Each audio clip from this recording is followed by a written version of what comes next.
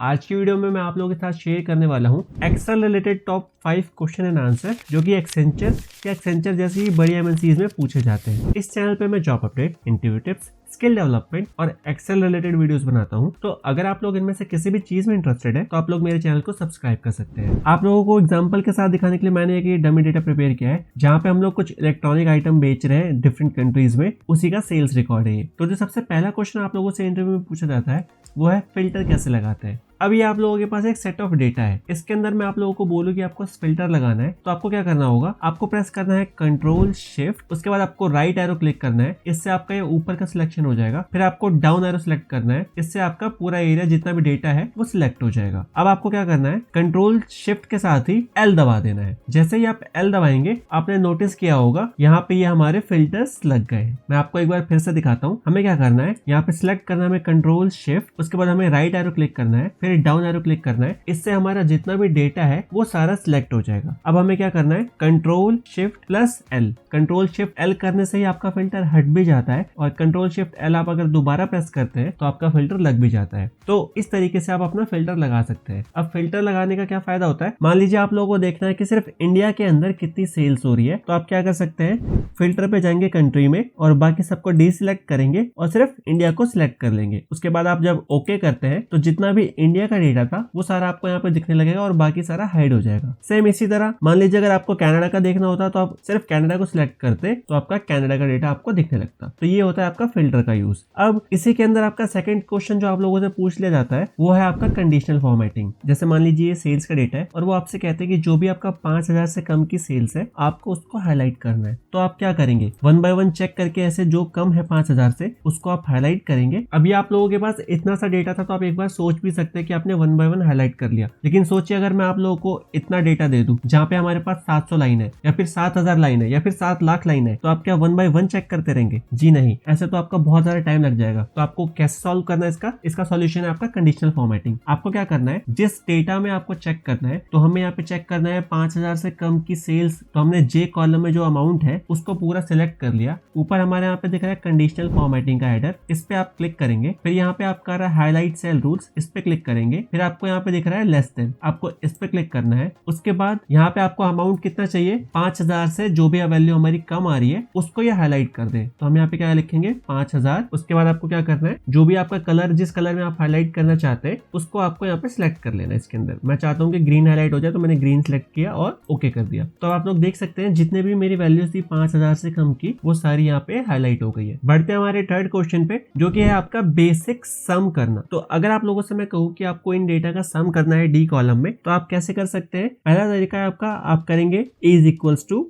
1 plus 11 और आप enter कर देंगे तो ये हमारा 12 आ गया। सेम सेकंड आपका क्या है, is equals to 2 plus 12, enter मार देंगे। लेकिन आप सोचिए अगर आपको ऐसे बहुत सारी लाइनों को सम करना हो तो क्या आप ऐसे मैनुअली करते रहेंगे? जी नहीं। तो इसको करने का सही तरीका क्या है, आप इसको करें सेल रेफरेंस के थ्रू। अब इससे मेरा क्या मतलब है, आपको करना है इज इक्वल्स टू, आपको सिलेक्ट करना है फर्स्ट सेल जो कि हमारा B4 प्लस जो आपका सेकंड सेल है वो है आपका C4। उसके बाद आपको मारना है एंटर, तो ये आपका दोनों का टोटल हो गया 12। अब आप लोग क्या कर सकते हैं, शिफ्ट प्रेस करेंगे और डाउन एरो करेंगे जहां तक भी आपका डेटा है और उसके बाद आपको कर देना है कंट्रोल डी। इससे क्या होगा, कंट्रोल डी का मतलब होता है आपका ड्रैग करके फॉर्मूला नीचे तक ले लेगा। तो आपने देखिए यहाँ पे भी जो फॉर्मूला लगाया था ये इसने रेफरेंस ले लिया B5 प्लस C5, ऐसे ही सेम आपका इस वाले सेल में इसने ले लिया B6 plus C6 and so on, आपका टोटल नीचे तक कर दिया। एक तरीका तो आपका ये था। दूसरा तरीका क्या है, आप लोग यहाँ पे आएंगे और यहाँ पे आप कर सकते हैं ऑल्ट इक्वल्स टू। इससे क्या होगा, ये आपका अपने आप सम का फॉर्मूला लग गया। आप लोग यहाँ पे देख सकते हैं फॉर्मूला बार में सम B4 से लेके C4 तक की वैल्यू, आप एंटर मारेंगे आपका सम हो जाएगा। ऐसे ही आप सेम नीचे आएंगे और फिर यहाँ पे भी आप ऐसे इसको ऊपर करके ड्रैग कर सकते हैं। अगर आप ड्रैग नहीं करना चाहते तो एक और तरीका है आपका फॉर्मूला नीचे तक ड्रैग करने का। आपको सीधा अपना कर्सर यहाँ पे लेके आना है और डबल क्लिक कर देना है, आपका जो भी डेटा है वो नीचे तक फॉर्मूला ड्रैग हो जाएगा। ओके ग्रेट, बढ़ते हैं हमारे नेक्स्ट क्वेश्चन की तरफ। व्हाट इज वी लुकअप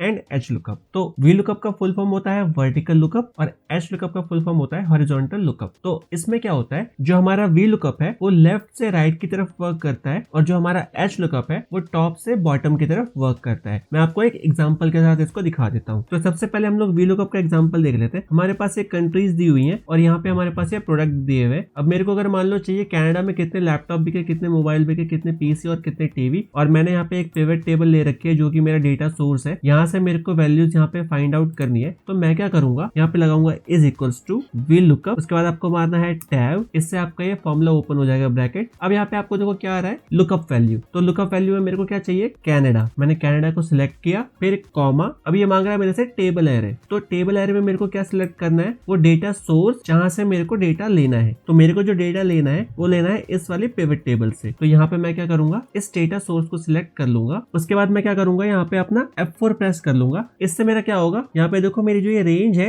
ये जो टेबल की रेंज है ये फ्रीज हो गई। अब मैं अगर फॉर्मूला ड्रैग भी करूंगा तो मेरा ये रेंज चेंज नहीं होगा। ओके, उसके बाद मेरे को क्या करना है, फिर से मैंने किया कॉमा। अब ये मेरे से बोल रहा है कॉलम इंडेक्स नंबर। तो कौन से कॉलम से वैल्यू फाइंड आउट करनी है। तो मेरे को लैपटॉप जो है वो सेकंड कॉलम में आ रहा है। अगर मैं यहाँ से काउंट करना स्टार्ट करूँ 1 2, तो मैं अब करूंगा यहाँ पे 2। उसके बाद मैं करना है कॉमा फिर से। उसके बाद है मेरा रेंज लुकअप। तो अब मेरे को एग्जैक्ट मैच चाहिए या अप्रोक्सीमेट भी चलेगा। तो मेरे को यहाँ पे चाहिए एग्जैक्ट मैच। तो मैं क्या करूंगा, यहाँ पे या तो लिख सकता हूँ फॉल्स या फिर डाल सकता हूँ 0। दोनों का मतलब सेम है। उसके बाद मैं क्या करूंगा, शिफ्ट के साथ ब्रैकेट को क्लोज कर दूंगा और फिर एंटर मार दूंगा। तो ये मेरी देखो वैल्यू आ गई। यहाँ पे मैं इसका फॉर्मेट चेंज कर लेता हूँ, कॉमा पे क्लिक करके। तो यहाँ पे देखो मेरा लैपटॉप की वैल्यू आ गई, कनाडा में कितना बिका है। इसको आप यहाँ से मैच भी कर सकते हो। देखो ये सेम वैल्यू यहाँ आ गई है। अब मैं क्या करूंगा, अगर मेरे को यही फॉर्मूला दोबारा नीचे लगाना है फ्रांस में, तो क्या मैं फिर से वी लुकअप लगाऊंगा? जी नहीं, मैं क्या करूंगा, सिंपली इस डेटा को सिलेक्ट करूंगा और यहाँ पे कंट्रोल डी कर दूंगा। तो आप लोग देख सकते हो मेरे यहाँ पे सेम डेटा आ रहा है जो मैंने यहाँ पे वी लुकअप लगा के ले लिया है। ये तो हो गया वी लुकअप। अब हमें लगाना हो मान लीजिए एच लुकअप और मेरे को लैपटॉप की वैल्यू चाहिए कनाडा में। तो मैं क्या करूंगा,